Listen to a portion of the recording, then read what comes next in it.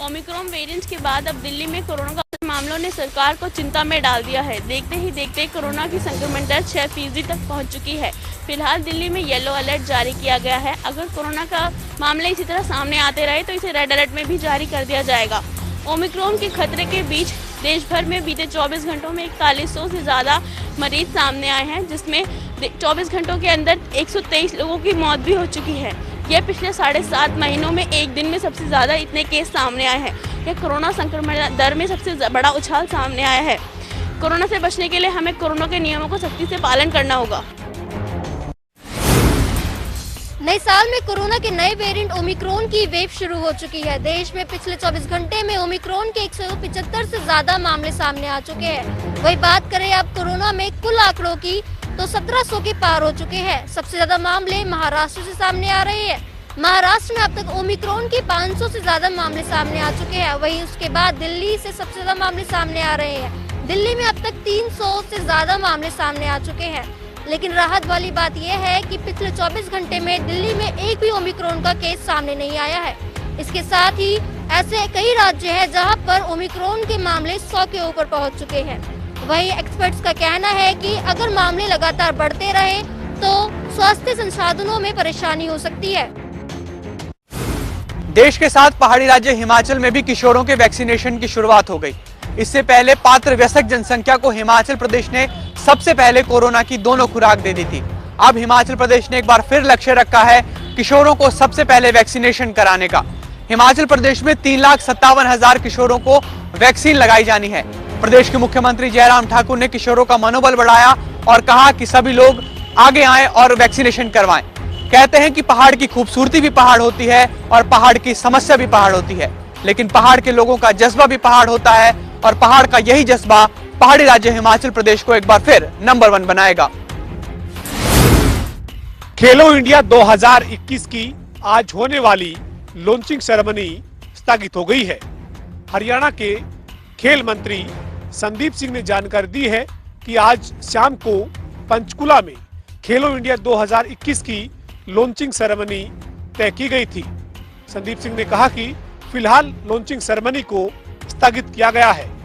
उन्होंने कहा कि प्रदेश में कोविड और ओमिक्रॉन का जो प्रभाव बढ़ रहा है उसके मद्देनजर फिलहाल लॉन्चिंग सेरेमनी को स्थगित किया गया है। इसके अलावा संदीप सिंह ने कहा कि खेलो इंडिया का आयोजन 5 से लेकर 15 फरवरी तक होना है, लिहाजा अभी कार्यक्रम की बाकी तैयारियां जारी रहेंगी। संदीप सिंह ने कहा कि बच्चों की सेहत सबसे जरूरी है, लिहाजा फिलहाल लॉन्चिंग सेरेमनी जरूर स्थगित की गई है, लेकिन मुख्य आयोजन होगा या नहीं होगा इस पर फैसला स्थिति के अनुसार लिया जाएगा। कार्यालय और आप देख सकते हैं कितनी भीड़ हुई है। सोशल डिस्टेंसिंग का पालन तो क्या करना, यहाँ लोगों को खाद के लिए मारामारी और धक्का मुक्की का सामना करना पड़ रहा है। खाद मिल भी नहीं रहा, फिर भी इन किसानों में धक्का मुक्की, गुत्थम गुत्थी और मारा मारी हो रही है। कुछ दिनों से पुंडरी में खाद की कमी के चलते यह किसान लंबी लाइनों में लगे हैं और यहाँ खाद की कमी के चलते उसके अलावा जहाँ सरकार ने स्कूल और कॉलेज बंद कर दिए गए हैं, वहीं कोरोना महामारी को ये दावत दे रहे हैं। इनके मुंह पे ना मास्क है, ना सोशल डिस्टेंसिंग का पालन कर रहे हैं। राजधानी दिल्ली समेत पूरे उत्तर भारत में ठंड का प्रकोप जारी है, जिसके चलते लोग घरों में कैद है और अलाव का सहारा लेते दिखाई दे रहे हैं। वहीं मौसम विभाग के मुताबिक 4 और 5 जनवरी को मैदानी इलाकों में भारी बारिश की संभावना है। वहीं पश्चिम हिमालय क्षेत्रों में बर्फबारी के साथ तापमान में गिरावट आएगी। वेस्टर्न डिस्टर्बेंस से पंजाब और उत्तर प्रदेश में घना कोहरा छाया रहेगा और शीतलहर से मामूली राहत मिलने की उम्मीद है। भिवानी के डारडम में पहाड़ खिसकने से हुए हादसे में अब तक 5 लोगों की मौत हो चुकी है और 2 लोगों को सुरक्षित निकाला जा चुका है। वहीं तीसरे दिन भी राहत बचाव का काम जारी रहा। वहीं हादसे की जांच के लिए एडीसी की अध्यक्षता में कमेटी बनाई गई है और इस कमेटी में खनन विभाग, पुलिस और अन्य प्रशासनिक अधिकारियों को शामिल किया गया है। ये हादसा था या लापरवाही से हुई घटना थी, कमेटी इसकी जांच करेगी और कमेटी की रिपोर्ट के बाद ही केस दर्ज किया जाएगा। दादरी के लघु सचिवालय में आंगनवाड़ी वर्कर व हेल्पर पिछले 8 दिसंबर से अपनी मांगों को लेकर हड़ताल पर हैं। दादरी में आज चरखी बाड्रा से विधायक नैना चौटाला पहुंची थी। इस बात की भनक आंगनवाड़ी वर्कर को लगी तो शहर भर में प्रदर्शन करते हुए विधायक नैना चौटाला के आवास का घेराव करने के लिए पहुंच गई। आवास के पास पहुंचने पर पुलिस द्वारा बैरिकेड लगा उन्हें रोकने की कोशिश की। आंगनवाड़ी वर्कर 2 बैरिकेड तोड़ते हुए आगे बढ़ी। स्थिति बेहद ही तनावपूर्ण बनी रही। उसके बाद प्रशासनिक अमला आंगनवाड़ी वर्कर से बात करने के लिए पहुंचा और उनसे बात की गई। उसके बाद आंगनवाड़ी वर्कर ने अपनी लंबित मांगों को लेकर विधायक नैना चौटाला को ज्ञापन सौंपा। आपको बता दें कि आंगनवाड़ी वर्कर ने शहर भर में प्रदर्शन किया और विधायक नैना चौटाला के आवास का घेराव किया। इस दौरान पुलिस ने बैरिकेड लगा उन्हें रोकने की कोशिश की तो आंगनवाड़ी वर्कर ने 2 बैरिकेड तोड़ते हुए आगे बढ़ी। वहीं आंगनवाड़ी वर्कर का कहना है कि हम काफी समय से अपनी मांगों को लेकर हड़ताल पर हैं। सरकार हमारी मांगों को जल्द से जल्द पूरा करे। दिल्ली सरकार की नई आबकारी नीति के खिलाफ बीजेपी ने आज जमकर प्रदर्शन किया। बीजेपी के इस प्रदर्शन के दौरान नेशनल हाईवे 9 पर लंबा जाम देखने को मिला। गौरतलब है कि दिल्ली सरकार ने खुदरा शराब कारोबार से खुद को अलग करते हुए पिछले साल नवंबर से राष्ट्रीय राजधानी में नई आबकारी नीति लागू की है। नई आबकारी नीति लागू होने के बाद दिल्ली में करीब 850 निजी शराब बिक्री केंद्र संचालित होंगे, जहां से लोग अपनी पसंद की शराब खरीदने लगे थे। बीजेपी इसका शुरू से ही विरोध कर रही है। वहीं इस मसले पर दिल्ली के उप मुख्यमंत्री मनीष सिसोदिया ने बीजेपी को घेरते हुए उन पर जमकर हमला बोला। मनीष सिसोदिया ने कहा, बीजेपी के नेता, कार्यकर्ता और शराब माफियाओं की आबकारी नीति से चोरी रोकी गई है। मनीष सिसोदिया ने ट्वीट करते हुए कहा कि दिल्ली में बीजेपी वाले नई आबकारी नीति से बौखलाए हुए हैं, क्योंकि अरविंद केजरीवाल ने दिल्ली में 350 करोड़ रुपए की चोरी रोक दी। यह पैसा अब जनता के काम के लिए सरकार को मिल रहा है और पहले यह पैसा बीजेपी नेता और शराब माफियाओं के जेब में जाता था। इस वक्त हम गुरुग्राम के सदर बाजार में मौजूद हैं और लगभग 5 बजे से ज़्यादा वक्त हो गया है। उसके बावजूद भी पूर्णतः जो सदर बाजार है वो बंद नहीं हुआ। हालांकि जो पुलिस की राइडर है वो बाजार को बंद करा रही है, निगम की गाड़ी है वो लोगों से अनाउंसमेंट कर अपील कर रही है।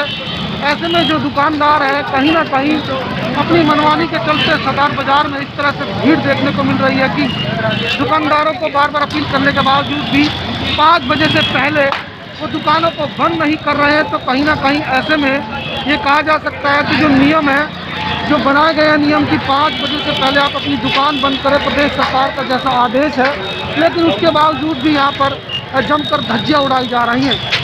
लगातार यहाँ पर नियमों का उल्लंघन कर रहे हैं। साफ तौर पर पुलिस कमिश्नर ने आदेश जारी किया है कि बिना मास्क लगाए अगर सदर बाजार या भीड़ भाड़ वाले इलाके या कहीं भी लोग अगर घूमते नजर आएंगे तो उनका चालान काटा जाएगा। पूरे देश के साथ साथ कैथल जिले में भी कोरोना वैक्सीन का कार्यक्रम शुरू हो चुका है, जिसमें 15 से 18 साल तक के किशोर बच्चों को लगातार कोरोना की वैक्सीन लगाई जा रही है। आज से इसकी शुभारंभ हो चुकी है। प्रशासन इसको लेकर संजीदा नजर आ रहा है। प्रशासन के द्वारा लगभग तैयारियां जो है पूरी की गई थी। 40 टीमें जो है शहरी क्षेत्र के लिए लगाई गई थी, वहीं 278 टीमें जो है ग्रामीण क्षेत्रों के अंदर डिप्यूट की गई हैं, ताकि हर एक बच्चों को कोरोना की वैक्सीन लगाई जा सके। कोरोना वैक्सीन को लेकर जो है कैथल के उपायुक्त स्वयं कमान संभाले हुए हैं। लगातार जो है अधिकारियों को निर्देश दे रहे हैं कि कोरोना का जो वैक्सीन का कार्य है वो 100% हो सके। प्रशासन के द्वारा कैथल जिले के अंदर 60,700 कुछ बच्चे हैं जो चिन्हित किए गए हैं, जिनको कोरोना की वैक्सीन लगाई जानी है। सरकार की नई गाइडलाइन के अनुसार आज 15 से 18 वर्ष के बच्चों को टीकाकरण का काम शुरू कर दिया है। वैक्सीन लगाने का काम शुरू कर दिया गया है। Narnaul civil surgeon doctor Ashok Kumar के अगर हम माने तो 60,000 ऐसे बच्चे हैं महेंद्रगढ़ जिले में जिनको वैक्सीन लगनी है। आज बच्चों में काफ़ी उत्साह देखा गया। पेरेंट्स के साथ आए परिवार वालों में भी काफ़ी उत्साह देखा गया है बच्चों को वैक्सीन लगवाने के लिए। बच्चों का कहना है कि जब हम सब मिलकर के वैक्सीन लगवाएंगे तभी इस लड़ाई से लड़ा जा सकता है। साथ ही सरकार की नई गाइडलाइन के अनुसार ऐसे लोगों को ही नागरिक अस्पताल और सरकारी कार्यालयों में प्रवेश करने दिया जा रहा है जिनके पास वैक्सीनेशन सर्टिफिकेट है। अगर किसी के पास में वैक्सीनेशन सर्टिफिकेट नहीं है और वैक्सीन नहीं लगवाई गई है, ऐसे लोगों को किसी भी कीमत पर सरकारी कार्यालय या नागरिक अस्पताल में प्रवेश की अनुमति नहीं मानी जा रही, नहीं दी जा रही है। 15 से 18 साल के किशोरों को वैक्सीन लगनी शुरू हो गई है। स्वास्थ्य मंत्रालय के आदेशों के बाद हरियाणा में भी तमाम वैक्सीनेशन सेंटर पर किशोरों के वैक्सीनेशन के लिए विशेष इंतजाम किए गए हैं। हालांकि वैक्सीन सबको लग रही है, दूसरी डोज भी लग रही है, पहली डोज भी लग रही है, लेकिन किशोरों को कोवैक्सीन की पहली डोज लगी है। वैक्सीनेशन सेंटर्स पर किशोरों की भीड़ भी देखी गई। किशोरों का कहना है कि वैक्सीन जरूरी है क्योंकि कोरोना संक्रमण को हराना है। डॉक्टर्स भी लगातार काउंसलिंग कर रहे हैं और स्वास्थ्य विभाग लगातार बेहतर व्यवस्थाएं करके किशोरों के वैक्सीनेशन को टारगेट पूरा करने में लगा हुआ है। आज स्वास्थ्य विभाग द्वारा समालखा में 15 से ऊपर के बच्चों को वैक्सीनेशन लगाया जा रहा है, जिसमें समालखा के 2 स्कूल को चूज किया गया है। ये आज हम उपस्थित है महाराजा अग्रसेन स्कूल में, जहां पर स्वास्थ्य विभाग द्वारा बच्चों को वैक्सीनेशन लगाई जा रही है। यहाँ पर स्कूल प्रबंधन द्वारा काफ़ी अच्छा व्यवस्था की गई है, जिसमें स्कूल के प्रिंसिपल संजय अग्रवाल जी अपनी देखरेख में बच्चों को वैक्सीनेशन लगवा रहे हैं। वहीं बच्चे भी काफ़ी उत्साहित है वैक्सीनेशन को लेकर। बच्चों का कहना है कि हमारे जो माता पिता है उनको वैक्सीनेशन लग चुकी थी और महामारी के डरते हमें भी ये लग रहा था कि हमें वैक्सीनेशन कब लगेगी। जो आज स्वास्थ्य विभाग द्वारा स्कूलों में वैक्सीनेशन लगाई जा रही है और हम इससे काफ़ी खुश है। वैक्सीनेशन को लेकर बच्चों में काफ़ी उत्साह देखने को मिल रहा है। 15 से 18 साल के स्कूली बच्चों को वैक्सीनेट करने के लिए सरकार ने स्कूलों में ही वैक्सीनेशन सेंटर बना दिए हैं और आज से वैक्सीनेशन उनका शुरू हो गया है। ऐसे में अब जितने भी जो बच्चे वैक्सीनेट हो रहे हैं उनके मन में जो है एक खुशी है। पहले ये भय रहता था कि स्कूल में आके जब ऑफलाइन क्लासेस लग रही थी तो उनको ये डर था कि कहीं उन्हें कोरोना ना हो जाए। तो अब जैसे ही वैक्सीनेशन उनकी शुरू हो गई है तो इसके बाद बच्चे भी खुश हैं और साथ ही साथ जो अभिभावक है अभिभावक भी अब काफ़ी खुश है कि उनके बच्चे जो है वैक्सीनेट हो रहे हैं। देश भर में 15 साल से 18 साल तक के बच्चों का वैक्सीनेशन अभियान शुरू हो चुका है। ये बात इसलिए भी खास है क्योंकि दक्षिण अफ्रीका में सबसे पहले पाए गए ओमिक्रॉन वेरिएंट की भारत में भी दस्तक दे दी है और काफी तेजी से ये पैर अपने पसार रहा है। इस खतरे को देखते हुए केंद्र सरकार ने किशोरों को वैक्सीनेशन की मंजूरी दी और करीब 1 जनवरी से ही इसके लिए रजिस्ट्रेशन शुरू भी हो गए थे। कोविन पोर्टल पर अब तक 12 लाख किशोरों ने अपना रजिस्ट्रेशन करा चुके हैं। वहीं 4 लाख किशोरों ने वैक्सीनेशन की पहली डोज भी ले ली है। हरियाणा की बात करें तो कई जगह केंद्र बनाए गए हैं वैक्सीनेशन के और कई बच्चे बढ़ चढ़कर इस अभियान में हिस्सा भी ले रहे हैं। वहीं गौरतलब है कि वैक्सीनेशन के लिए किशोरों और वयस्कों का अलग अलग केंद्र बनाए गए हैं, जहां पे उन सभी को वैक्सीनेशन की डोज दी जा रही है।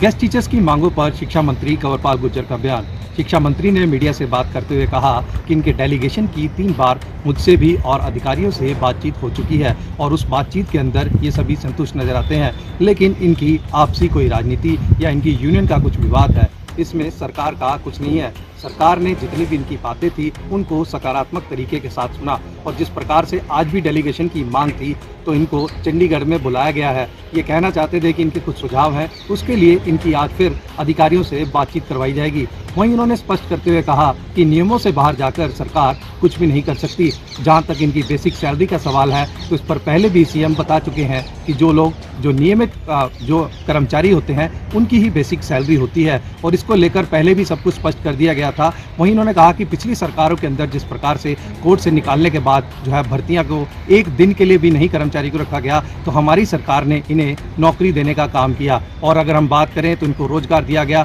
और ये भी कहा गया था कि 58 साल तक इनको हटाया नहीं जाएगा। इनको भी जिस प्रकार से सरकार सकारात्मक रवैया दिखा रही है, इनको भी सकारात्मक सोचना चाहिए। देश भर में आज से 15 से 18 आयु वर्ग के किशोरों को लिए वैक्सीनेशन का कार्य शुरू कर दिया गया है, जहां 15 से 18 आयु वर्ग के किशोरों में काफ़ी उत्साह नजर आ रहा है। जिले में 85,000 के लगभग जो है युवा हैं और उनको वैक्सीनेट किया जाना है। पहले चरण में 5,000 डोज जो है सोनीपत पहुंची है और इसके उपरांत युवाओं ने ये भी बताया है कि उन्हें काफ़ी खुशी है और जहां शुरुआती तौर पर उन्हें कहीं ना कहीं असहज महसूस होता था क्योंकि वैक्सीनेट नहीं हुआ था, लेकिन अब वैक्सीनेट हो गया है तो कहीं ना कहीं खुद को सुरक्षित भी महसूस कर रहे हैं। और यहाँ पर रोटरी क्लब द्वारा ये अलग अलग जगह पर भी इस प्रकार का वैक्सीनेशन कार्यक्रम रखा गया है। जिला स्वास्थ्य विभाग लगातार अलग अलग सेंटर का विजिट भी कर रहा है और अगर बात करें तो 250 से वैक्सीनेशन सेंटर बनाए गए हैं। कोरोना व ओमिक्रॉन वायरस के हालातों को देखते हुए हरियाणा रोडवेज की जिम्मेदारी और बढ़ गई है, क्योंकि इनमें सफर करने वाले व्यक्ति एक जगह से दूसरी जगह पर आते जाते हैं, जिससे वायरस फैलने का ज्यादा खतरा बना रहता है। इसलिए हरियाणा रोडवेज ने कमर कसते हुए बिना वैक्सीनेशन के लोगों को एंट्री पर बैन लगा दिया है। हालांकि हरियाणा सरकार के सख्त निर्देशों के बाद लोग अब वैक्सीनेशन सर्टिफिकेट हाथ में लेकर घूम रहे हैं। ऐसे ही कुछ व्यक्ति बस स्टैंड पर भी दिखाई दिए जो वैक्सीनेशन सर्टिफिकेट लेकर बस स्टैंड पर पहुंचे थे। उसके बावजूद वहां पर प्रबंधक ने लोगों को जागरूक करते हुए दिखाई दिए और महाप्रबंधक ने कहा कि आज मास्क के साथ साथ लोगों को जागरूक भी किया जा रहा है, क्योंकि जरूरत है मास्क और सोशल डिस्टेंस रखने की। हालांकि लोगों ने भी कहा कि इस महामारी से तभी निजात पाया जा सकता है तब जो है मास्क व सोशल डिस्टेंस का ध्यान रखा जा सके।